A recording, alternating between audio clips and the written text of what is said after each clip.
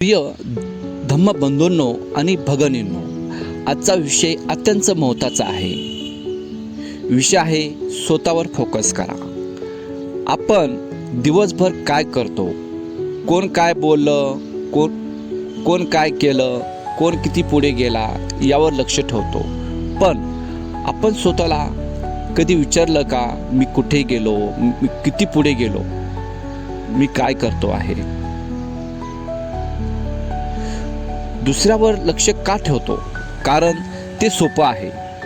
दुसऱ्याच्या चुका शोधणं सोपं आहे, पण स्वतःच्या चुका स्वीकारणं कठीण आहे. धम्म सांगतो, पहिले स्वतःला सुधारा. स्वतःवर फोकस करणं म्हणजे नेमकं काय? माझे विचार शुद्ध आहे का? माझे वाणी मधुर आहे का? माझे आचार विचार योग्य आहे का? मी रागावर नियंत्रण ठेवतो का? जर आपण हे रोज तपासलं स्वतःमध्ये, तर जीवन ऑटोमॅटिक आपलं बदलू शकेल. तुलना का टाळावी? इतरांसोबत आपण तुलना करत असतो, ते का टाळावी? तुलना केली की मत्सर वाढतो. मत्सर वाढला की मन अशांत होते. तुमची स्पर्धा कोणाशीच नाही, फक्त कालच्या स्वतःचीच आहे. आज मी कालपेक्षा चांगला आहे का, हा प्रश्न नेहमी स्वतःला विचारा. बुद्ध सांगतात, अपदीप भव. स्वतःचा दीप स्वतः बना, दुसऱ्यावर अवलंबून राहू नका. स्वतःमध्ये प्रकाश निर्माण करा.